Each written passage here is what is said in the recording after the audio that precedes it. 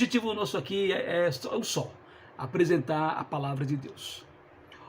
O nosso texto de Ezequiel capítulo 5, que eu convido você a ler, esse texto, o tema de hoje, a misericórdia e o amor não anulam a santidade e a justiça de Deus.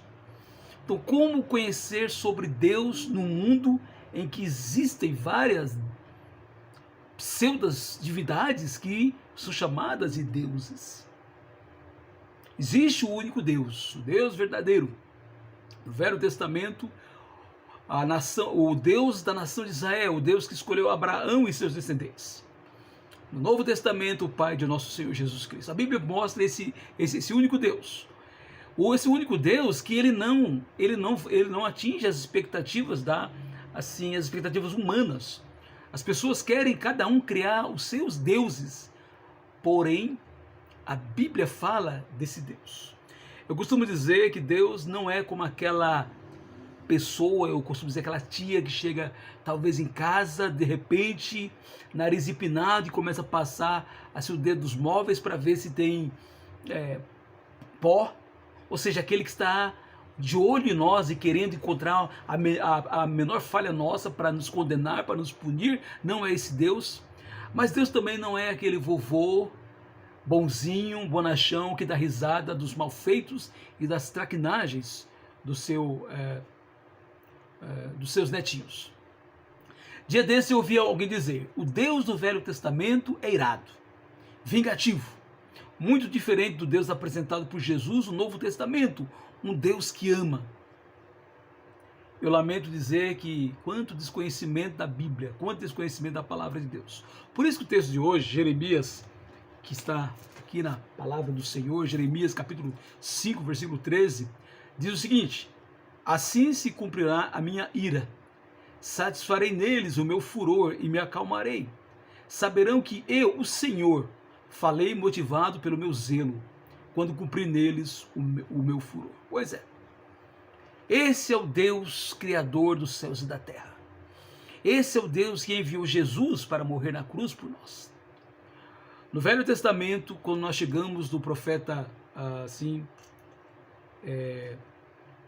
profeta Ezequiel, Deus já tem uma história de amor para o seu povo Israel. Você lembra como Deus lidou com Israel, primeiro escolhendo Abraão e seus descendentes, lá em Gênesis capítulo 12, depois de toda a história do Pentateuco, do Gênesis em diante, mostrando Deus cuidando desse povo. Esse povo foi para o Egito, escravizado. Deus cuidou do povo, libertou do Egito, trouxe para a terra prometida, e durante todo esse tempo Deus perdoou, amou, cuidou. Mas também Deus, durante esse período, ele sempre enviou os seus profetas para alertar o povo do risco que havia se eles permanecessem rebeldes, que a ira do Senhor poderia chegar até eles e consumi-los. Pois é, a ira chegou. O segundo livro de Crônicas, no finalzinho, mostra isso.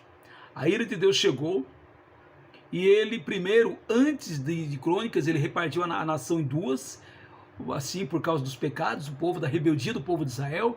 Depois ele, 10 tribos do norte nunca mais voltaram, 2 tribos do sul foram para a Babilônia, para o exílio, e voltaram apenas 2, essas pequenas 2 tribos, porque ela foi preservada, porque através dessa tribo nasceria Jesus, o Salvador.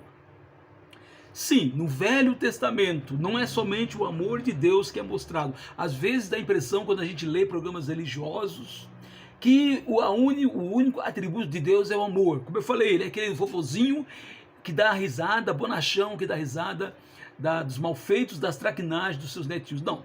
No Velho Testamento nós vemos a ira de Deus se manifestando, como vimos no texto de hoje, e ele utilizou nações como Egito, Babilônia, Síria, entre tantas outras, para assim castigar, para disciplinar. Na realidade não é bem castigo, disciplinar o povo de Israel. E o profeta Jeremias, lá nas suas Lamentações, no capítulo 3, versículo 22, aquele texto que é bem conhecido: as misericórdias do Senhor são a causa de não sermos consumidos, porque as suas misericórdias não têm fim, renovam-se a cada manhã. O que Jeremias está falando é que se Deus fosse usar realmente só a justiça e a ira dele, nem aquelas duas nações teriam assim continuado, mas Deus tinha um plano de salvar toda a humanidade.